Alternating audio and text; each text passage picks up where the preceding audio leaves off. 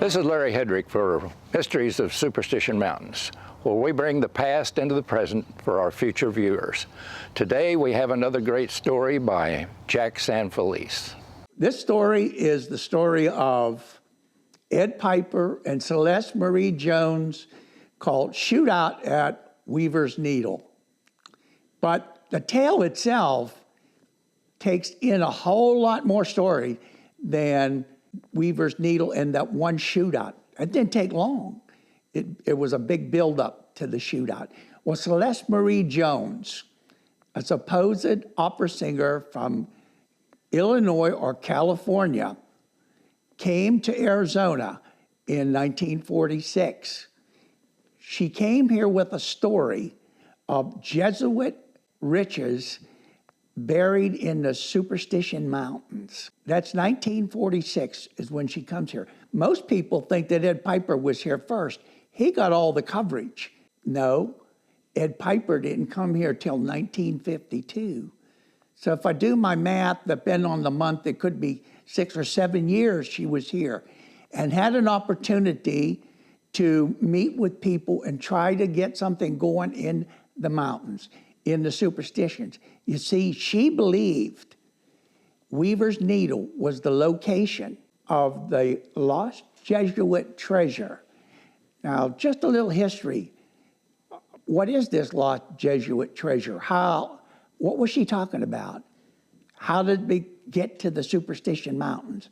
Well, in 1767, Carlos III of Spain recalled all of the priests in the Jesuit order or Society of Jesus, recalled them all from North America, South America, and Europe and Asia. They were recalled back to Spain. Some of them had never been to Spain, were born and raised in other countries, but he recalled all of them. And he put an edict out called the Expulsion of the Jesuits. You see, he believed that the Jesuits were, in fact, not giving him his 1/5 of all the silver and gold that was coming from the various parts of the world where they were at. Now, why were the Jesuits involved in mining anyhow? Well, if you look at history, most of the people who could read and write were either royalty or they were priests. So the priests were charged with the responsibility, especially in the New World, of maintaining logs of mining activities, mines, how much was taken, how much agriculture was going on, how many ranchers there were, et cetera, and wars.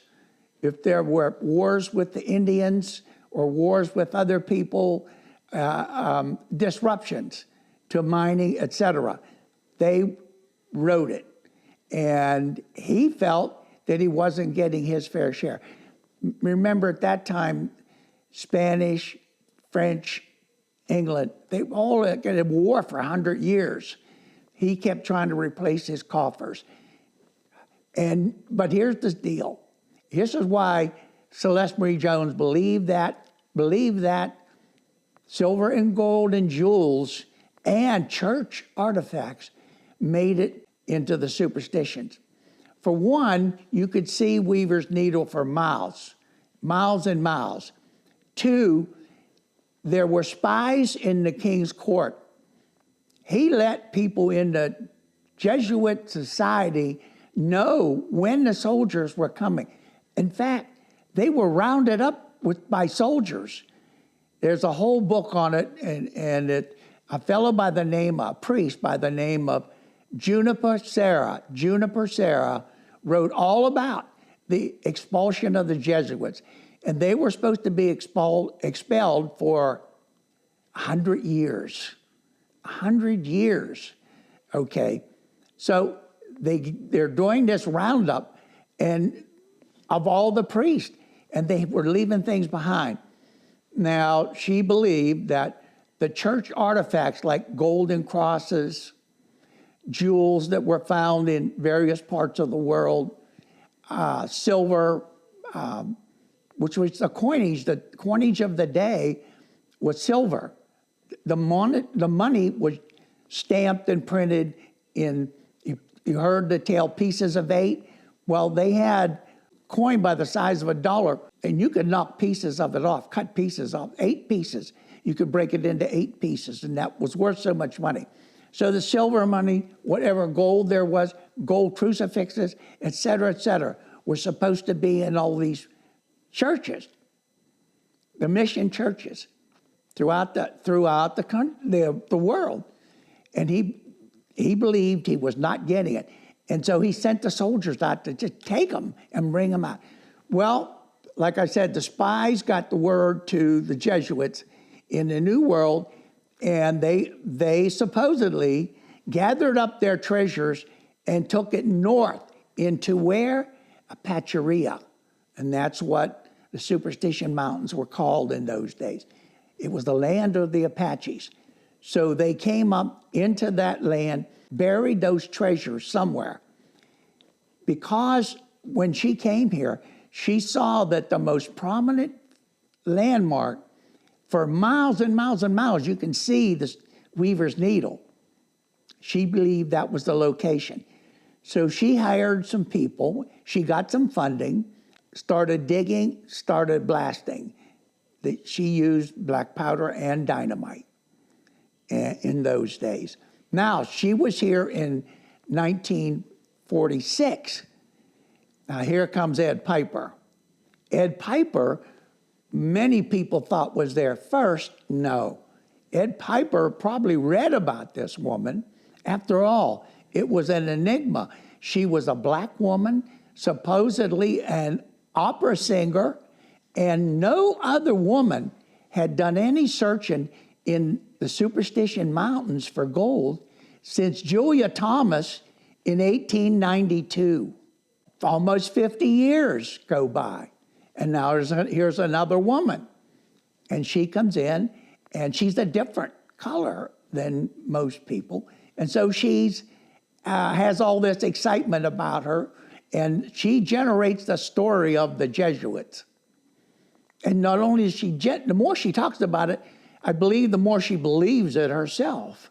So I believe that's how Ed Piper saw it in a newspaper somewhere. Well, Ed Piper in 1952, he lost his wife and his mother all at the same time. And he had been a farmer in Kansas and in Idaho. And all his life, he'd been a farmer. He wasn't a miner. He wasn't a treasure hunter. He didn't do that for a living. He didn't know. I doubt if he knew what gold in the raw looked like. So here he comes. And there's this woman that's there. She has a camp, and her camp is up on the heights. So she can control the traffic coming and going, her people, with guns. When I say guns, handguns as well as rifles. So here comes Ed Piper. He makes a camp, not on the heights. He makes a camp at a spring just to the west and sort of to the south of Weaver's Needle. In fact, that spring is still called Piper Spring to this day on the maps. And it had running water. When I was there in the 90s, it had running water. There was water there. So water below the needle. Of course, there was a lot more rain then, but nevertheless, Piper moves his people in there, and he gathers a group of people around him called Piper's Army. And that's what it was called. They wore 6 guns about that long. They carried rifles, shotguns, and they set up a camp by the spring. Not only did they set up a camp for Piper, but Piper started growing vegetables and started growing fruit trees and roses. Here in the desert, in the middle of the desert, he's trying to grow roses, but he has water. And all this water has become an issue with Jones's group on the heights. For now, there's starting to be a conflict between the two groups.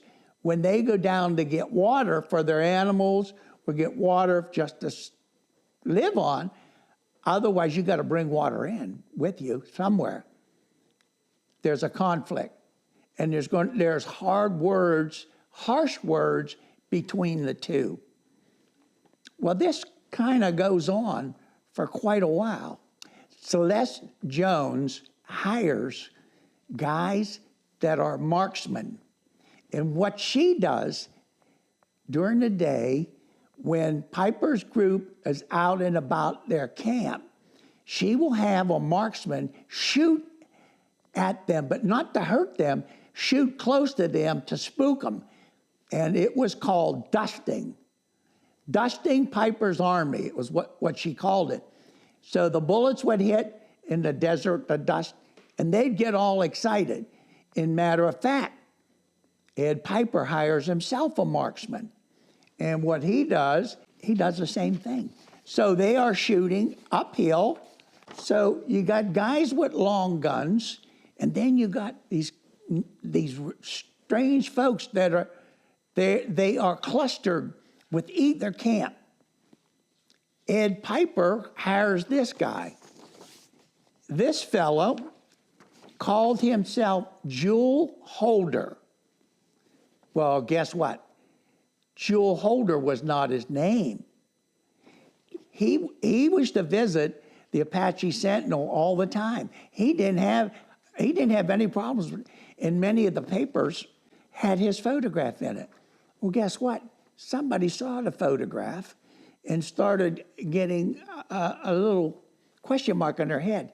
Could this guy be John Gilbert Strong, who had escaped from a mental institute in Newark, New Jersey?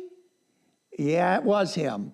He was given 30 years in prison for a violent rape. Now, John Gilbert Strong, alias Jewel Holder,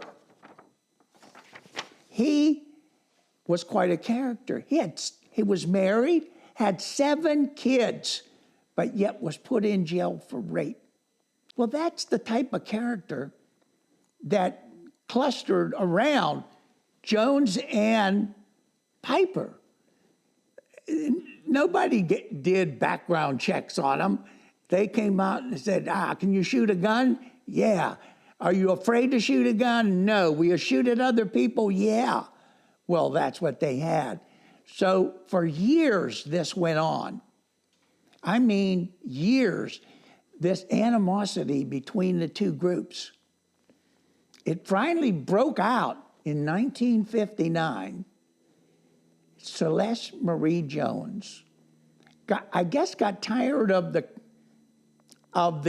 fact that Ed Piper's not leaving and his soldiers aren't leaving. So she hired this young man, 22 years old, just out of the Marines, I believe, Robert St. Marie. Odd that his name would be part of her name. Marie, St. Marie, Celeste Marie Jones. Jones had given some guidance to St. Marie to take care of Ed Piper. November 11th, 1959, out of the heights comes St. Marie. He goes down to Piper's camp. Piper's alone. That's why he's there. He's not going to have any interference from any of his gunmen. So they probably were given a day off or whatever, or probably, and by then, probably they were coming and going. They weren't just there steady, because Ed Piper had to have money to pay them. And Ed Piper had funders. He had funders, people that funded his operation. Well, here comes St. Marie, and what's he do? He said, once you get out of here, get off this claim, get out of here. You're not wanted here, get. And then he turns like he's going to leave. And this is testimony of Ed Piper. And when he turns to leave, Ed Piper thought this was kind of wacky, so he jumped behind a boulder. And at that same time, Robert St. Marie turned with his gun to shoot Ed Piper. Ed Piper's gun was already out. It was a long revolver, probably a .357 or .45 Colt. Bam, bam, bam. He shoots Robert St. Marie. Now, most of the people won't tell you what happened next. What happened next, Piper said at the coroner's inquest, Marie didn't die right away, so he went up and talked to him. He said, "Son, what did you do that for? Why did you spook me? Why did you aim your gun at me? Why did you want to shoot me?" He said he was paid money by Celeste Marie Jones to come and do this. And he said he'd already gotten some of the money. And Piper says, in his testimony, he says, "Son, I'm sorry I had to shoot you, but you gave me no choice. Gave me no choice." Robert St. Marie dies, okay? There's a coroner's inquest. Now, that is different than a grand jury. In the 1950s, where there were rural areas, generally where there was no law enforcement per se, the coroner went out and did an examination, did an investigation, and called forth about 6 people from the county, and that would make up a coroner's jury. And that's the way it was in Arizona all the way back from the 1800s. Coroner's jury for these cases. So he holds a jury and brings them together in Florence. And Celeste Marie Jones is to testify, and then Ed Piper's to testify. Celeste Marie Jones gets up at the inquest. She waves the hat of Robert St. Marie and said, "They murdered that young boy. He was a nice young man. He would never have done this. Never have done this." Waved his hat. He said, "They were assassins. I watched them do it through binoculars." And so she was all disturbed about what had happened. Now Ed Piper comes, and it's his turn. He says, "Well, this is what happened. He came to my camp, challenged me, pulled a gun on me, and I was lucky that I was expecting something. And because I was alone, and here comes this stranger armed, and he's acting nervous, he said, I knew something was going to happen. So he readied himself, he jumped behind the boulders, et cetera, et cetera." The coroner's jury nodded their head, yeah, self-defense, self-defense. And in fact, they acquitted Ed Piper of any wrongdoing, and the coroner's report said self-defense, death by self-defense, and wrote up the story. Of course, the papers get it, and it goes in all the papers of the day, especially the Apache Sentinel. While all of this is going on, another name jumps out of the woodwork, and it's Bob Ward. Well, what's Bob Ward got to do with this? Bob Ward is he's way out of the way. Ward's cabin was over there up Peralta Road, etc. Bob Ward, in his book, and statements by others, said that, by Bob Garman, in his book, said that Bob Ward was called upon to act as a mediator between the two parties. Well, you got one crazy woman and another crazy guy, old guy, and then you bring in a third guy. That's the temperament of what was happening at Weaver's Needle. So there's a lot more than just a shooting. By the way, 14 days after the death of Robert St. Marie, Vern Rowley, one of Piper's men, were shot and killed by persons or persons unknown, is the way the report read. And that's the way they wrote it in those days. Died by persons or persons unknown by gunshot. And that was right at Weaver's Needle. And in 1959 to 1963, several people were murdered murdered out at the area of Weaver's Needle, weren't found, some not to 3 or 4 years later, like a fellow by the name of Jabez Clapp, who lived the life of a hermit, but he liked to go around with his camera and take photos of these crazy miners. He got caught up in it, he got shot and died. Others were shot and died in that area in the 60s and then all the way 70s, all the way into the 90s. This shooting out in the Superstition Mountains occurred. Some people thought maybe there was a homicidal maniac. Let me get that right. It's a homicidal maniac was running loose out in the 70s in the Superstition Mountains, just arbitrarily shooting people and killing people. Does this happen? Sure it does. Happens today. All you have to do is read the papers, see what's going on today. Well, what became of Ed Piper? Ed Piper, by the way, had his men climbing, and he had claims on top of the Needle. Mining claims on top of the Needle. But before his claims were there, Celeste Marie Jones' claims were there also. So they had claims on the Needle, around the Needle, and in East Boulder, that area, looking for what? Jesuit treasure and looking for gold. They also believe that the Lost Dutchman mine was there at the Needle also, that it wasn't a mine that was some of the gold from the Jesuit treasure. And that was Celeste Marie Jones's idea as well as Ed Piper. They both believed in the Jesuit treasure. Now, part of this story is true. In 1767, the Jesuits were expelled. The Jesuits were in charge of recording the mining and what was of value and how much was shipped and how much wasn't shipped. But if you look at it at those days, a lot of Spanish galleons sunk, and maybe a lot of that can be attributed to the fact that the gold was and the silver was mined, and it was because when they went into Mexico back in the 1500s, and that's when it started, Cortez took all the gold that he got off of the Aztec chief, Montezuma, and then they subdued the Aztecs and took all their, and made them work as slaves. So they had this thing about gold. Well, Ed Piper works for a while, and then he's not doing well.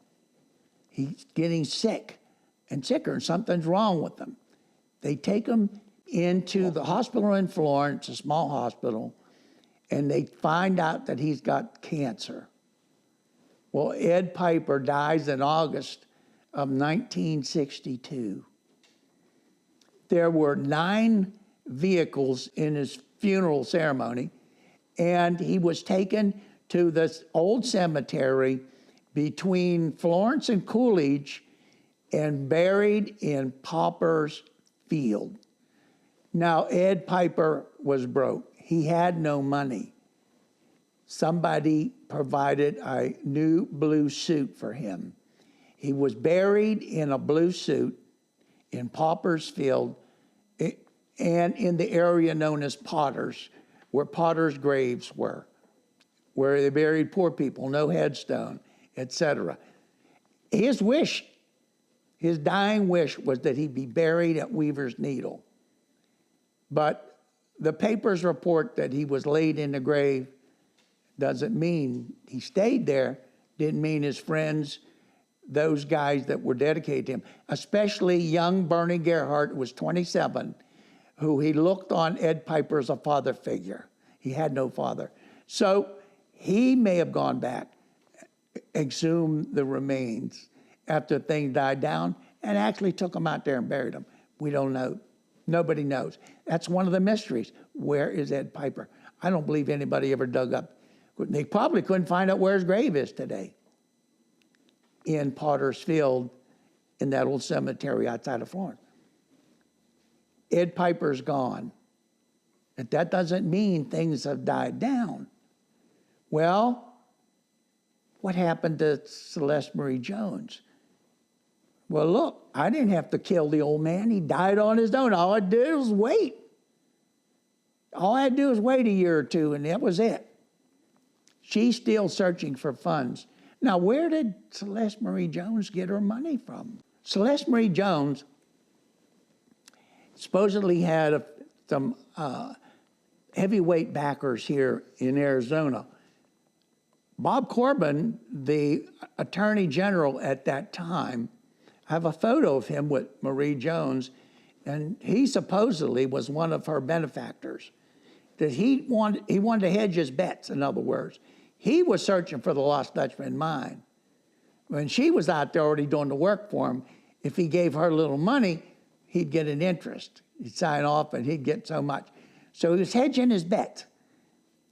That's one guy. There were other people that were very prominent. One owned many, many grocery stores, supposedly gave her some money also. Now, another story comes out that she charged or sold shares for $1 a piece to all the members of her congregation. And she went back to California and collected money and came back. She convinced them. She was convinced in her own mind that that treasure had to be there. Piper was. He wouldn't leave. He had to die before he would leave. It's got to be there. So what does she do? She says, I've got to go back on the top. I got to go back on the top of the needle. And she hires an engineer named Vance Bacon. And he's on top of the needle. And he's doing a mineral assessment. Could there be mineral there? Could there be an entrance up there? A matter of fact, Ed Piper, when he was there on top of the needle, he had his men working in an 8-foot slit right on top of Weaver's Needle, digging, trying to find an entrance inside. One story back to Ed Piper, why he was there. Ed Piper tells the story that some Indian friends of his said on top of the needle there are 2 rooms, and in the 2 rooms are buried the tombs of some of the ancient Indians on top of the needle. And with them, other treasure and artifacts are been put in there. Wow. Wow. So that just stirred the pot a little more for him and gave him the impetus to keep on going. He was going to be sure to get it first. Well, he died. Now, Celeste Marie Jones goes up. She gets her men. By the way, Ed Piper had put a rope ladder on the side of the needle. He put a 60-foot rope ladder, and that's the way Ed Piper climbed up. That is the way he climbed up and came down at the tough part of the needle, 60 feet. Well, the needle's over 500 feet tall, and it's all craggy and rocky and very, very difficult to get up. Some people, and I know a person that says they've climbed to the top of Weaver's Needle. I know at least 2 people that says they've climbed to the top. They weren't rock climbers, they were hikers, and they made it. Okay, so she hires this guy to get back to Vance Bacon, 30-year-old mining engineer. What happened to him? He fell 500 feet to his death from the top of the needle. So this is in all the papers again. It generates excitement. It's selling a lot of newspapers. Death sells, especially death at Weaver's Needle.